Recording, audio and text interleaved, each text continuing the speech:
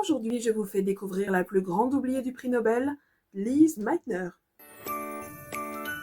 Lise Meitner est une physicienne autrichienne née en 1878. Lorsque l'Autriche accorde aux femmes le droit d'étudier, Lise est tellement pressée qu'elle prépare le concours d'entrée à l'université en seulement 2 ans, alors que normalement, il en faut 8.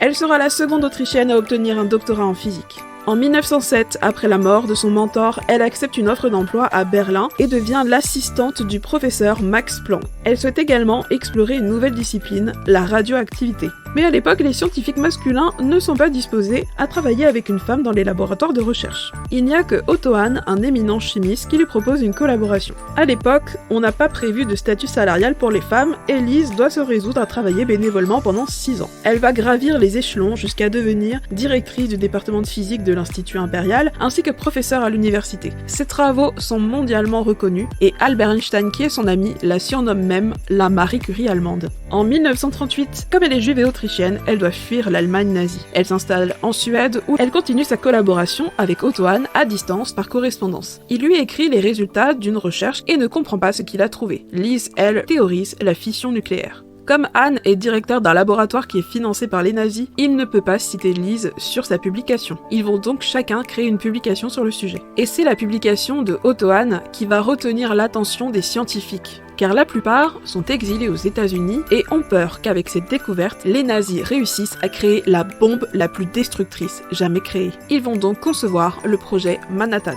Lise ne saura rien de ce projet, c'est une pacifiste convaincue. Elle était déjà choquée pendant la Première Guerre mondiale, quand elle était infirmière sur le front et passait des radiographies pendant que ses collaborateurs fabriquaient des gaz chimiques pour tuer leurs ennemis. Lorsqu'elle apprend qu'une bombe atomique est tombée sur le Japon et que cette bombe a été créée à partir de la théorie qu'elle a faite quelques années plus tôt, elle est effondrée. Après quelques mois passés en résidence surveillée, Otto Hahn gagne en 1945 le prix Nobel de chimie. Seul, il ne va jamais réhabiliter Lise Meitner.